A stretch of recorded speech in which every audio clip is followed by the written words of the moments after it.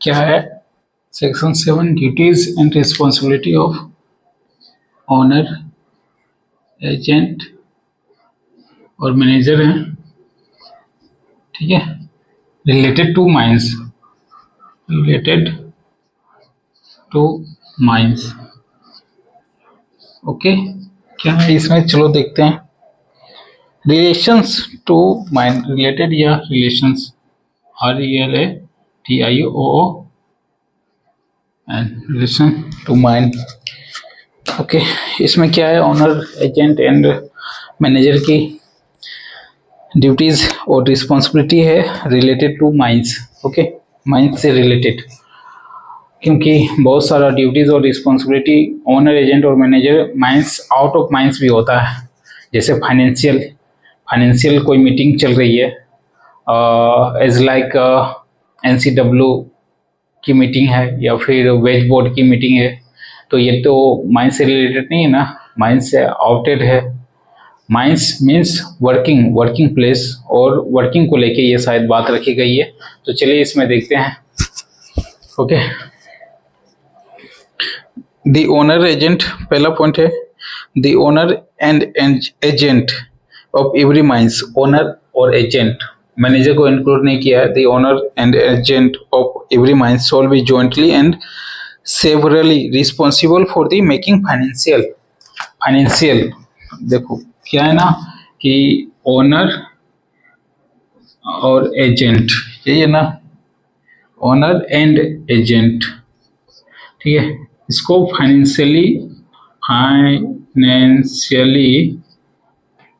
से रिलेटेड जितनी भी ड्यूटीज और रिस्पॉन्सिबिलिटी आएगी वो ओनर और एजेंट के अधीन होगी, ठीक है। अब तुम या फिर हम लोग सोच रहे हैं कि सर मैनेजर को क्यों नहीं रखा गया। मैनेजर को फाइनेंशियली इस नहीं रखा गया क्योंकि मैनेजर अगर इसमें इंटरफेयर करे तो ये बंदा प्रोडक्शंस कब करे, प्रोडक्शंस अचीवमेंट कब करे ये मैनेजर, इसलिए शायद इसको नहीं रखा गया है। जैसे कैंटीन रूल्स या क्रिचेस, पिट हेड, बाथरूम्स, तो कुछ ड्यूटीज एंड रिस्पॉन्सिबिलिटी मैनेजर को छूट दी गई है। ओके, तो यही है द ओनर, एजेंट और of every mines shawl B jointly and severally. Jointly और सेवरली मीन्स जॉइंटली को आप संयुक्त समझ सकते हैं। किसी भी बहुत ग्रुप को अगर ज्वाइन किया जाए तो संयुक्त हुए है ना, संयुक्त, यूनाइटेड स्टेट ऑफ अमेरिका संयुक्त, तो ये जॉइंटली हो गई, ठीक है। और सेवरली मतलब इंडिविजुअल्स, यानी कि अलग अलग या पार्टिकुलर किसी एक बंदे को लेके, ठीक है। तो क्या गया है, jointly and severally be responsible for making financial and other provision for taking such other step as be necessary for compliance with provision of this code। ये कोड के अकॉर्डिंग जो भी कंप्लायंस या कंपनी के रूल्स, नॉर्म्स, कंडीशंस है वो भी responsible होंगे, उसके साथ साथ फाइनेंशियल भी रिस्पॉन्सिबल होंगे। And rules, regulations, by law and other made there under the relating to the mark, और भी जो रिलेटेड टू माइंस से हैं, ठीक है, रिस्पॉन्सिबल ओनर एंड एजेंट होंगे। Second point, in the event of any controversies by any person whose ever any of the provisions of this code और rules, regulations, by law or orders made under relating to the mines except those which especially require any persons to do any act or things or prohibit any persons from doing an act or things beside the persons who contravenes, then each of the following persons shall be deemed to guilty of this such contraventions, and unless prove that he has used due to diligence to secure compliance with the provisions and had taken responsible means of the prevent such contraventions। मतलब अगर कोई भी कानूनी उल्लंघन हो रहा है आपके माइंस में या रिलेटेड टू माइंस में या वर्किंग में, तो कौन कौन से बंदे रिस्पॉन्सिबल होंगे, कौन कौन से बंदे दोषी होंगे और कौन नहीं होंगे, उसके बारे में ये सेकेंड पॉइंट बात रखी गई है।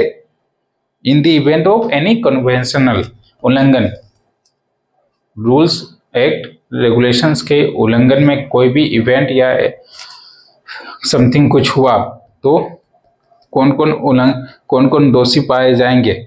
हाँ, एक बात और कि अगर चलिए फिलहाल देखते हैं कि कौन कौन दोषी पाए जाएंगे, उसके बाद से दूसरी बात पे आते हैं, पॉइंट पे आते हैं।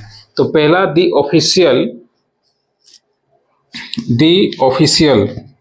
ऑफिशियल रेगुलेशंस नंबर 33, 2017 के रेगुलेशंस नंबर 33 के अकॉर्डिंग ऑफिशियल की बात की गई है। पहला आएंगे कौन कौन उल्लंघन करने से दोषी पाए जाएंगे या फिर गिल्टी, तो इधर आएंगे दी ऑफिशियल्स और ऑफिशियल्स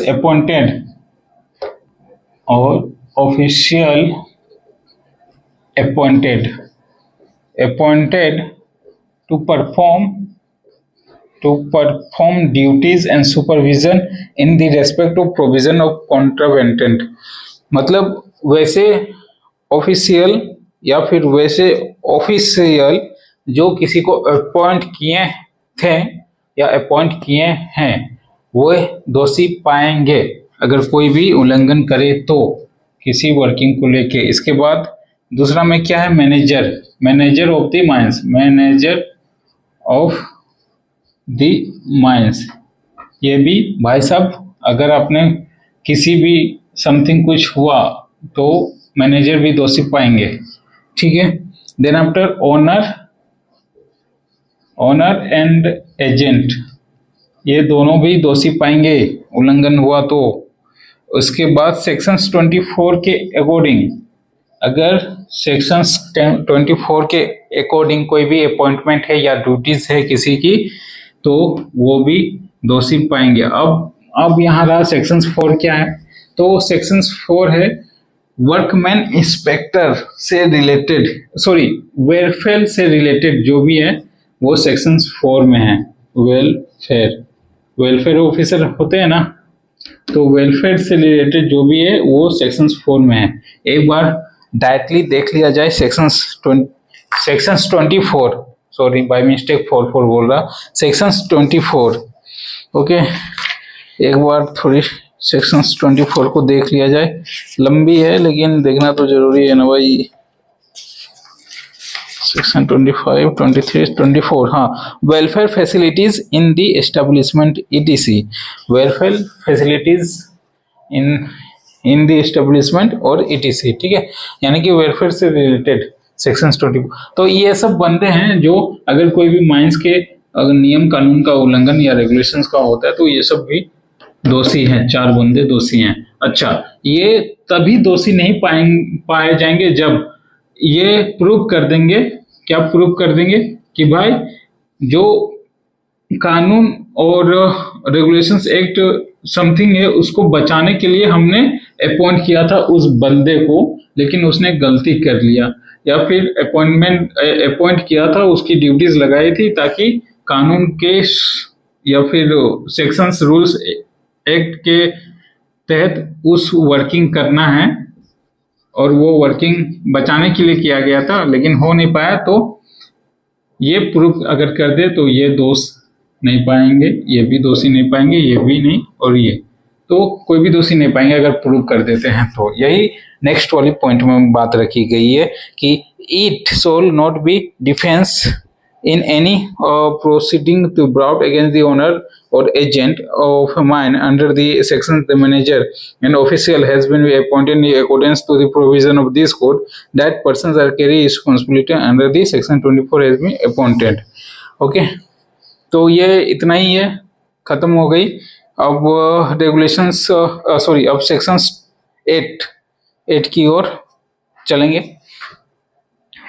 फिलहाल आपको समझ में आ गई सेक्शंस 7 में बेसिकली दिस और financially owner and agent. Okay, 2 ही इसमें आई थिंक क्वेश्चंस बनने को है, बाकी अब चलते हैं नेक्स्ट रेगुलेशंस नेक्स्ट सेक्शंस में।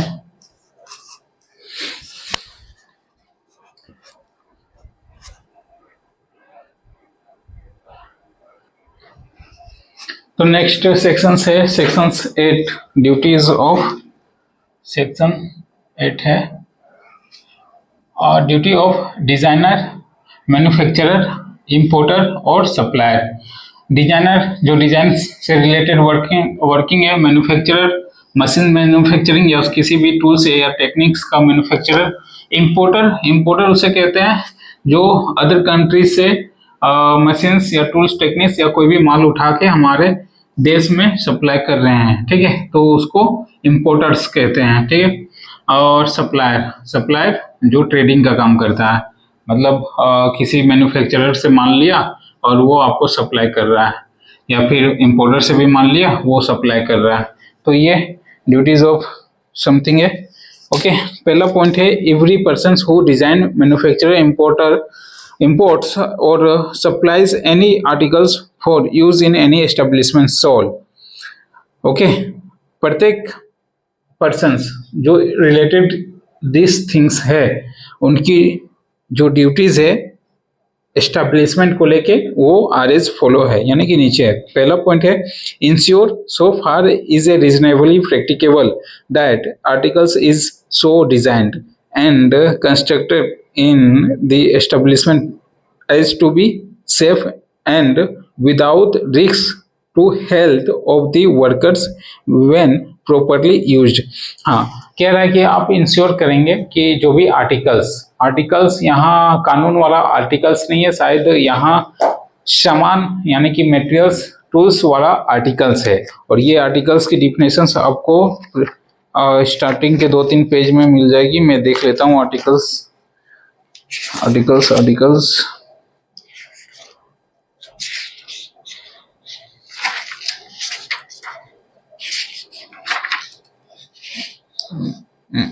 आर्टिकल्स की बात यहाँ सामान से रिलेटेड होना चाहिए।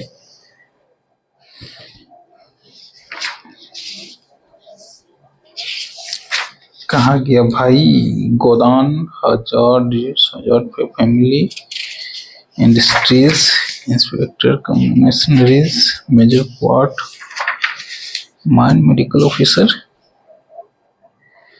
Mineral, newspaper notifications, open cast, owner plantations, principal. किधर है यार? किथे है तू? Any bonus, SBI, week. मेरे को अभी मिल नहीं पा रहा है, बट आर्टिकल से रिलेटेड यहाँ कोई सामान या मशीनरीज, टूल, टेक्निक्स ये सब की बात रखी गई है। I think contractor, supplier, control core, sanitiser, running courses, transport, any activities, days, district magistrate, dock working, work, employer, operations, employer, related establishment, factory, mine, factory, motor, family, गोदाम, 1000, casual, industries, major part of the medical, minor minerals, motor transport, newspaper notifications.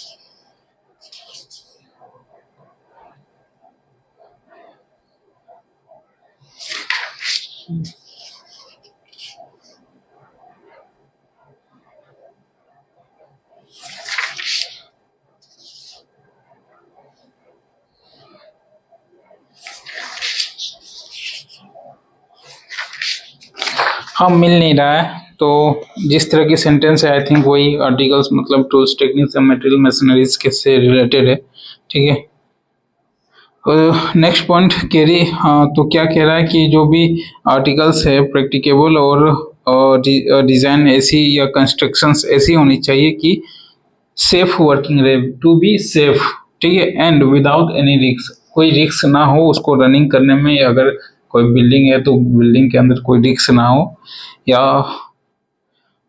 Mines के अंदर हो तो हाँ क्या risk ना हो, health से रिलेटेड वर्कर का किसी भी something. Okay, then after carry out और arrange for the carrying out of such tests and examinations in the establishment as may be considered necessaries for the effective implementations of the provisional clause। हाँ, आपको carry out भी करना है, carry out and arrange, carry out and arrange भी करनी है क्या, कि भाई एक बार ट्रायल के लिए या फिर सेफ ट्रायल या समथिंग उसको देख ले कि हाँ भाई सब चीज ओके है, अदरवाइज अगर कुछ दिक्कत हो तो दिक्कत आ सकती है माइंस में, इसलिए टेस्ट और एग्जामिनेशंस यानी कि ट्रायल के ड्यूरिंग भी मशीन्स की कर लें। ठीक है, then after take step as may be necessary to ensure the adequate informations will be available। जो भी टूल्स टेक्निक्स मटेरियल्स मशीनरीज है, HEMM है, उनकी आपके पास पूरी की पूरी इंफॉर्मेशंस होनी चाहिए, एक एक पार्ट्स की भी इंफॉर्मेशंस होनी चाहिए और सारे के सारे स्टेपली होनी चाहिए। टेक स्टेप में be necessaries to ensure adequate information. Okay, आपको ऐसे स्टेप भी उठाने हैं जो भी है in connections with the use of articles in any establishment. Okay, कोई भी कनेक्शंस रिलेटेड टू यूज हो रही है माइंड से रिलेटेड टू आर्टिकल्स मीन्स कोई भी प्रोडक्ट मशीनरी समथिंग। ठीक है, ऐसा मान के चलते हैं क्योंकि कहने का मतलब यही निकलता है in any establishment. Okay, about the use for which such article design as a tested, और उनकी डिजाइन और टेस्टेड को लेके सारे इंफॉर्मेशन आपके पास होनी चाहिए। Then after about any conditions necessary to ensure the articles when put to such use shall be safe and without risk to health of worker, और वो ऐसी कंडीशंस में होनी चाहिए कि यूज करने के दरमियान यानी कि रनिंग करने के दरमियान सेफ वर्किंग हो, सेफली रहे और कोई भी रिस्क ना हो हेल्थ से रिलेटेड, किनको, वर्कर्स को, ऑपरेटर्स को, हमारे कॉम्पिटेंट पर्सन्स को, हमारे लोगों को, माइंड से रिलेटेड जो भी हमारे एम्प्लॉयर हैं उनको। ठीक है, then after provided that where an articles is designed or manufactured outside of India, then it shall be obligatory on the parts of importer to see। हाँ, अगर आप कोई भी सामान किसी बाहर कंट्री से मंगा रहे हैं तो यानी कि इंपोर्टर का काम कर रहे हैं तो आपको क्या क्या इंश्योर होना है उसके बारे में पहला पॉइंट है that the articles conforms to some standard of such articles manufactured in India। कह रहा है कि जो आर्टिकल्स आप मंगवा रहे हैं वो कंफर्म्स हो जाए कि सेम स्टैंडर्ड की आपके पास आर्टिकल्स मैन्युफैक्चर्ड इन इंडिया में है या नहीं। यानी कि अगर हम वोल्वो हमारी इंडिया की कंपनी नहीं है, होगी जर्मन या अदर कंट्री की है, कहाँ की है, जर्मनी या जर्मन की ही मशीनरी ज़्यादा अच्छी होती है ना, तो हो सकता है उधर की है। अगर वोल्वो की हम कोई मशीन्स यूज़ कर रहे हैं अपने माइंड से रिलेटेड, कोई भी पीसी या एक्सकवेटर यूज़ कर रहे हैं, ठीक है, और वोल्वो के जो भी कंपनी है वो इंडिया में मैन्युफैक्चरिंग नहीं कर रही है कुछ भी समथिंग, तो भाई हमें वोल्वो यूज़ नहीं करना है। वही चीज़ बात रखी गई है कि जो भी है, जो भी मशीन्स है वो मैन्युफैक्चरिंग होनी चाहिए या फिर उसकी जो पार्ट्स है मैन्युफैक्चरिंग होनी चाहिए इंडिया में, तभी उस चीज़ को हम यूज़ करेंगे, तभी उस चीज़ को हम इंपोर्ट करेंगे।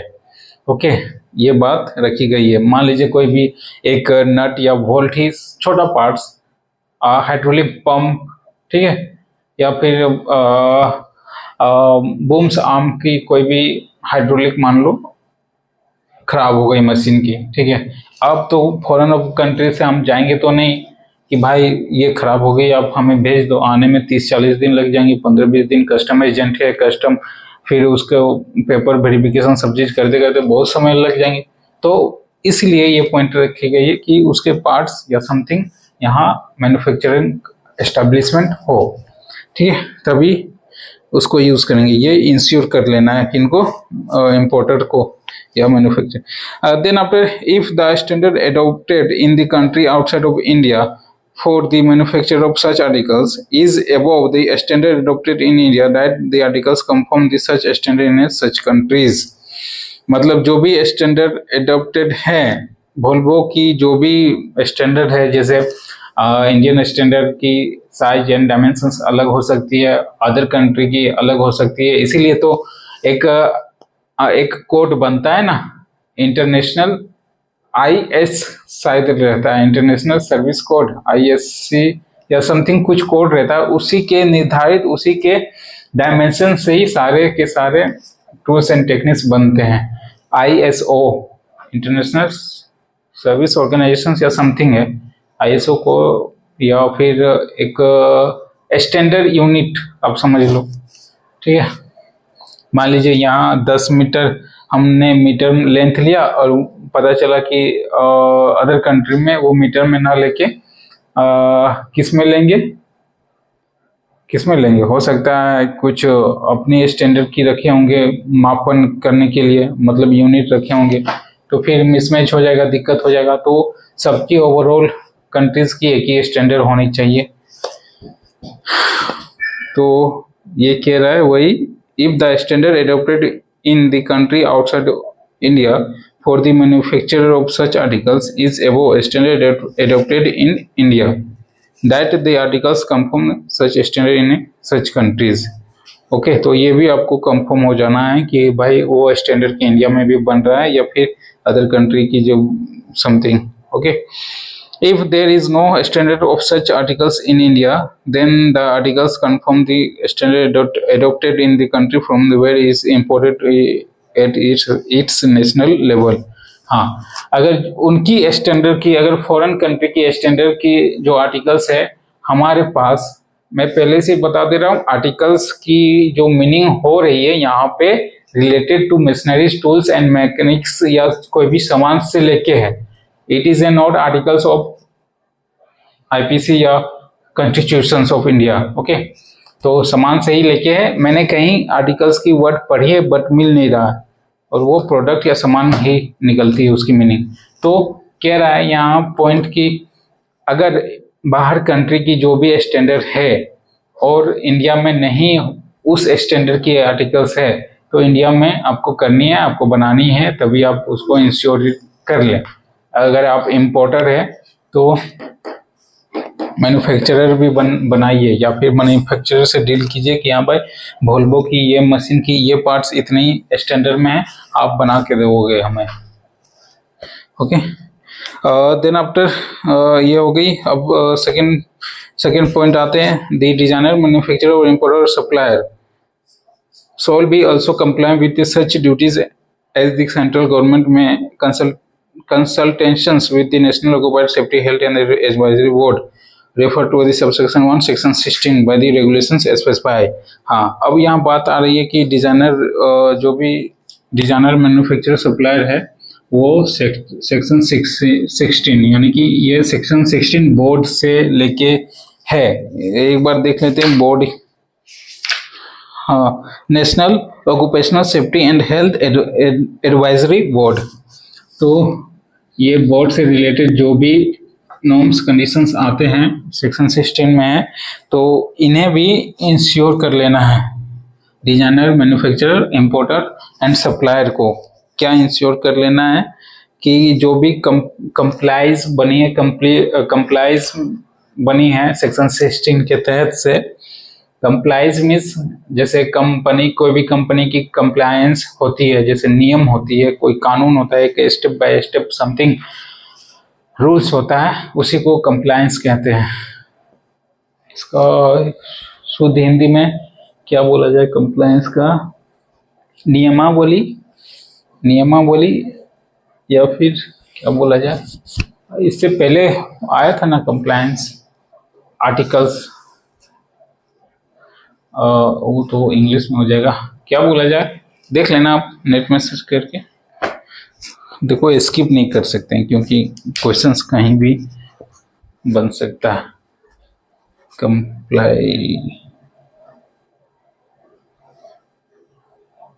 अनुपालन, अनुपालन करना, पालन मानना, आज्ञा पालन, इच्छा स्वीकार करना, अनुरोध करना, ये कंप्लाई।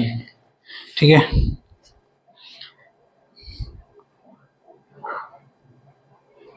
कहाँ चला गया वही, हाँ, जो भी sections 16 national occupational safety and health advisory board से रिलेटेड है, वो भी उसके लिए भी आप सभी की ड्यूटीज रहेगी, जो भी उससे रिलेटेड समथिंग है। और next, every person who undertake to design और manufacturer any articles and substance for use in a factory may carry out or arrange for the carrying out of the necessary research with a view discovery and so far reasonably practicable the eliminations of minimizations of any risks and to health and or safety of the worker which the design or manufacture article substances to give rise to such risks। हाँ, तो कह रहा है कि every person who undertake the design manufacture and any articles of the substance use in factory, जो भी factory में use हो रहे हैं और वे सभी पर्सन मतलब ये पर्सन्स जो मैन्युफैक्चरिंग कर रहे हैं, डिजाइन कर रहे हैं, ठीक है, वो क्या करेंगे, वो ऐसे कैरी आउट और ऐसे अरेंज करेंगे या ऐसे रिसर्च करेंगे with a view to discovery and for as reasonably या प्रैक्टिकेबली, ऐसे रिसर्च करेंगे या फिर डिस्कवर करेंगे या ऐसे कैरी आउट करेंगे जिससे इलिमिनेशंस और मिनिमाइजेशंस हो। इलिमिनेशंस मतलब दूर, किसी भी इलिमिनेशन एलिमेंट हो गया यानी कि दूर हो गया, हट गया, और मिनिमाइजेशन मतलब कम करना होता है। तो वैसे सब चीज कम हो, किससे रिलेटेड, हेल्थ से रिलेटेड, या हेल्थ से रिलेटेड हो या रिस्क से रिलेटेड हो या सेफ्टी से रिलेटेड हो, ये दोनों कम होना चाहिए। ठीक है, नेक्स्ट पॉइंट है नथिंग कंटेन इन सब sections 1 and 2 shall be constructed a required of persons repeat the testing examinations or research which has been carried out otherwise than by him or instant reasonably him really to the result thereof the purpose of set of sections. हाँ, तो जो भी है sections 1 and 2 के तहत तो आपको testing examination और रिसर्चेस भी कर लेनी है। Testing examinations and research, okay.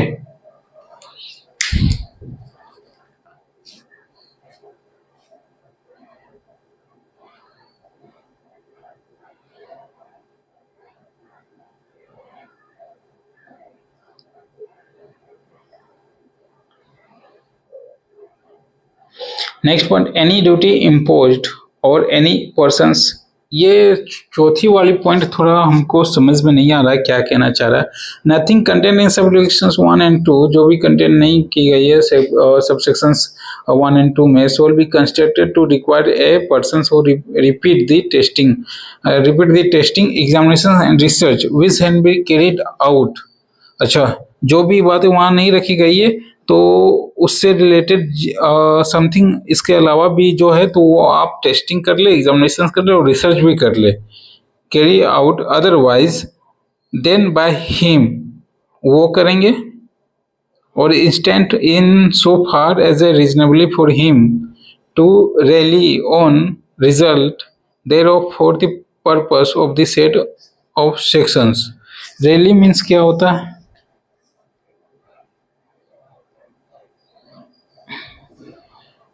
भरोसा, पतेयन। अच्छा, तो हिंदी वाली थोड़ी देखनी होगी, ये पॉइंट आप देख लेना क्या कहना चाहता है। Next point, any duty imposed on any persons by sections 1 and 2 shall be extend only the things done in a course of business and carry out by him and matter within his control।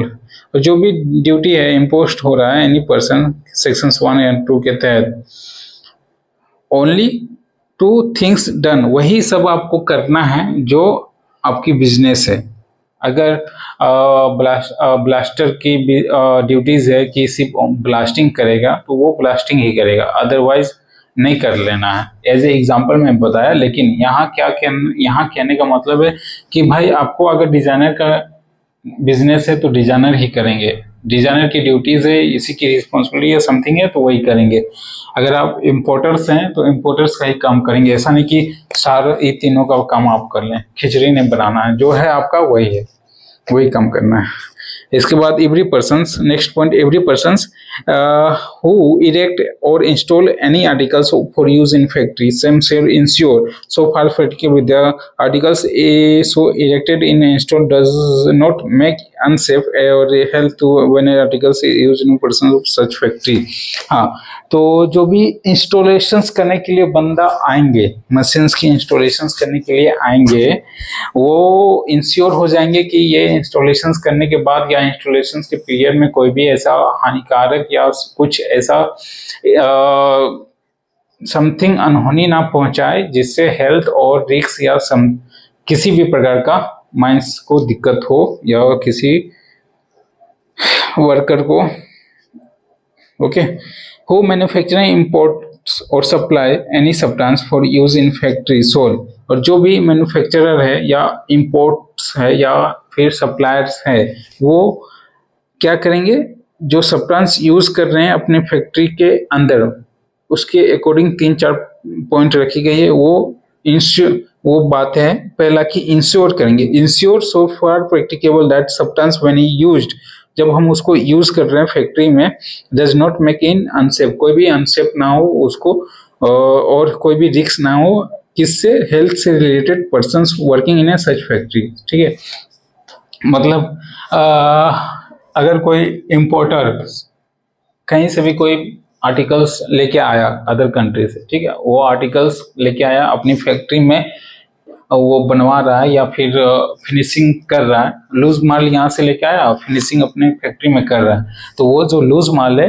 वो loose माल ऐसा नहीं होना चाहिए कि किसी प्रकार का दिक्कत हो, इनसेफ नहीं होनी चाहिए, ठीक है, या रिक्सेबल नहीं होनी चाहिए। ओके, घूम फिर के एक ही बात सब वही आ रही है, no risk, control, testing, examination, research, यही सब। देन आफ्टर कैरी आउट और arrange carry out test examinations in relation to substance में भी नेसेसरी, और वही कैरी आउट करना है, अरेंज ऐसा करना है और एग्जामिनेशंस या समथिंग करना है जिससे कोई भी सब्सटेंस समथिंग रिस्क या समथिंग ना take such step are necessary to secure the information.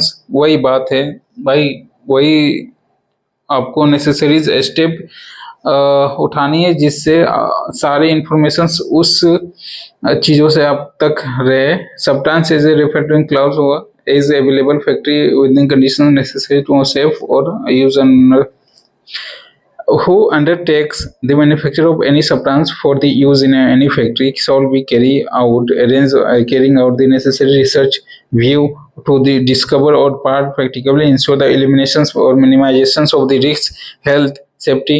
वही बात रिपीट की गई है जो कि इंपोर्टर्स की है और मैन्युफैक्चरर्स की है।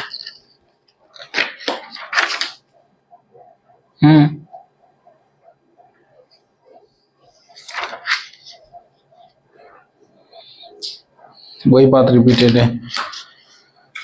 ओके, तो नहीं, नेक्स्ट पॉइंट है for the purpose of section this sections and articles and substance is not to be regarded as a properly used if they are used without regard of any information or advice relating to their use which has been made available in the person who design manufacturing importers or be articles of the answer।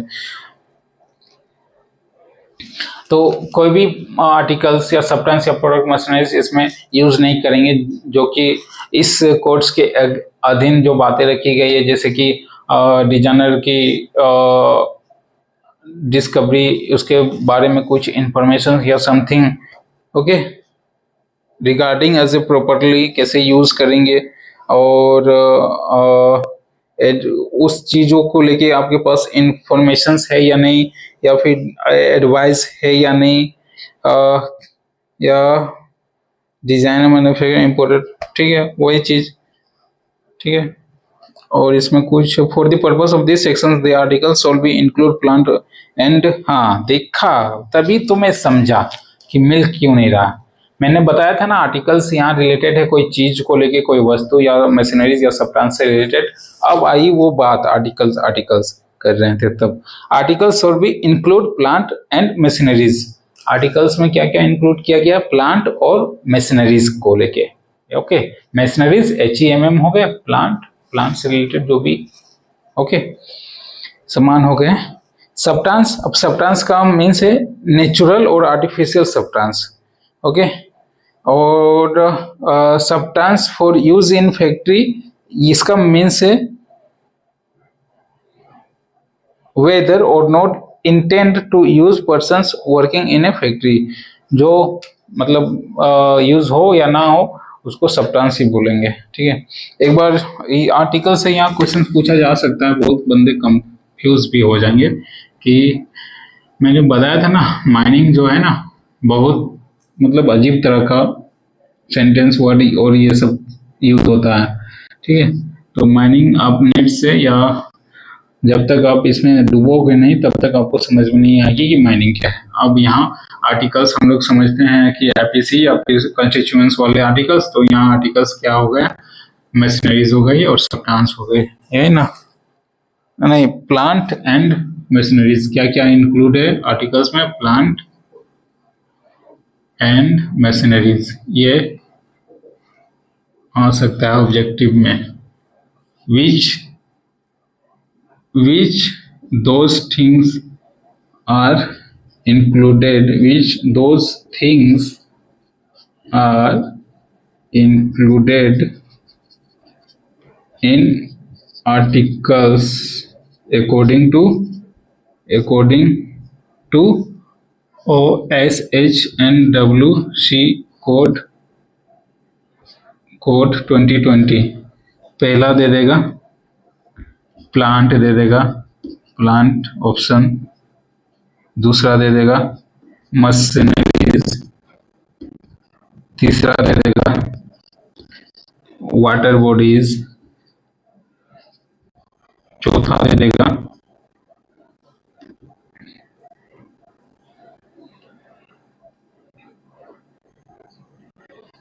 ANP, पांचवा दे देगा none of this. तो फंस जाएंगे ना। अब देखो ये plant अलग अलग दी गई है और मशीन्स अलग अलग दी गई है, ठीक है। तो राइट आंसर क्या हो जाएगा, ANP। तो ए ये हो गया, बी हो गया, तो right answer is B, okay. तो इस तरह से क्वेश्चंस बनाया जा सकता है या बन सकता है। तो ये ऑलमोस्ट ड्यूटीज खत्म हो गई इसकी। अब सेक्शन 9 है duty of architect, project engineer and designer. ये हमें पढ़ने की जरूरत भी नहीं है और ड्यूटी से रिलेटेड थोड़ी उतनी डीपली नहीं जानी है हमें। लेकिन नोटिस ऑफ सर्टेन एक्सीडेंट, ये रेगुलेशंस 10, ये पढ़ने की जरूरत है। तो अभी तक यहाँ रखते हैं, कुछ देर टी ब्रेक कर लेते हैं, देन आफ्टर मैं भी थोड़ा सेल्फ इंस्टीट्यूट कर लेता हूँ नोटिस ऑफ एक्सीडेंट के बारे में। और ये सेक्शन 10 से है और जरूरी है नोटिस ऑफ एक्सीडेंट। इसमें 48 घंटे 24 घंटे और फॉर्म 11 के तहत दी जाती है, ये सब देखना होगा। और देन आफ्टर इम्पोर्टेंट 2-3 यहाँ सेक्शंस ज़्यादा इम्पोर्टेंट है। नोटिस ऑफ एक्सीडेंट हो गए, सर्टन एक्सीडेंट हो गया, नोटिस ऑफ डेंजरस ऑकरेंस हो गया और नोटिस ऑफ सर्टन डिजीज हो गया। यानी कि 10, 11, 12 ये तीनों सेक्शंस इम्पोर्टेंट हैं और इसको 1 घंटे लग जाएंगे आई थिंक क्लास लेने में। तो ये तीनों एक साथ चलेंगे, ओके। क्लास ओवर करता हूँ। हाँ, आई थिंक ये duties and responsibility of employer या एम्प्लॉई की उतनी डीपली नहीं लेना है, लाइटली लेके चलते हैं, क्योंकि हमें नहीं लग रहा कि इसमें से कुछ क्वेश्चंस या समथिंग डीपली पूछा जा सकता है। अभी तो जस्ट चेंज ही हुआ है ना, तो डीपली किससे पूछा जा सकता है, एक्सीडेंट को लेके, डिजीज को लेके। फिर इस कोर्ट से लेके सेफ्टी कमेटी, OSH वाली जो एडवाइजरी बोर्ड है वो पूछा जा सकता है। और भी जैसे जैसे आगे पढ़ेंगे तो वैसे वैसे हम देखेंगे। ठीक है, ओके बाय।